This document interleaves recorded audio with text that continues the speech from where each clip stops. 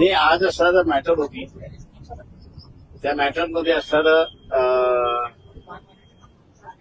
Police डिपार्टमेंटचे affidavit, त्याच्यानंतर principal secretary home यांचा affidavit, हे दोन्ही ऍफिडेव्हिट दाखवले. त्यांनी कोर्टाचे ऑर्डर्स कशा पाळलेल्या नाहीत आणि त्यांना पाळायचं नाही अशी असणारी परिस्थिती आहे. तेव्हा आमच्याकडून असणारं जे झालं त्या दोन गोष्टी झाल्या. एक तर 196 ENSS आहे, तो मॅजिस्ट्रेटनी एकदा चौकशी केली कस्टोडियल डेथमध्ये की अननॅचरल डेथ आहे, म्हणजे अनैसर्गिक मृत्यू आहे, तर पुढे काय करायचं याच्या संदर्भात कायदा सायलंट आहे. केंद्राने सुद्धा त्याच्यात दुरुस्ती केलेली नाही आणि महाराष्ट्र शासनाने सुद्धा दुरुस्ती केलेली नाही.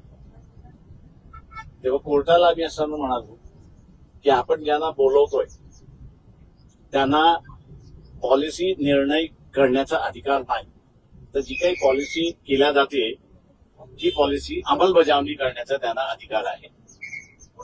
दुसरं, पॉलिसी जो ले डाऊन करतो सेंट्रल गव्हर्नमेंटला, तर काउन्सिल ऑफ मिनिस्टर्स हे ले डाऊन करतात आणि काउन्सिल ऑफ मिनिस्टर राज्यामध्ये करतात. त्याच्यामुळे हा प्रश्न निकालीच काढायचा असेल तर दोन जणच निकाली काढू शकतात. एक तर कोर्ट स्वतःहून कायद्यामधल्या ज्या त्रुटी आहेत त्या भरून काढू शकतात, त्यांना लेजिस्लेटिव्ह अधिकार आहे अशी परिस्थिती आहे.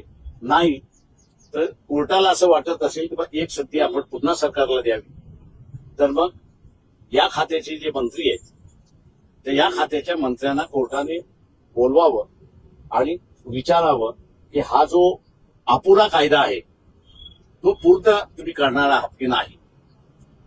इथपर्यंत झालं आणि हे मॅटर उद्या सकाळी पहिलंच कोर्टाने हिअरिंगसाठी ठेवलेलं आहे. उद्या काय होतं ते आपण बघू.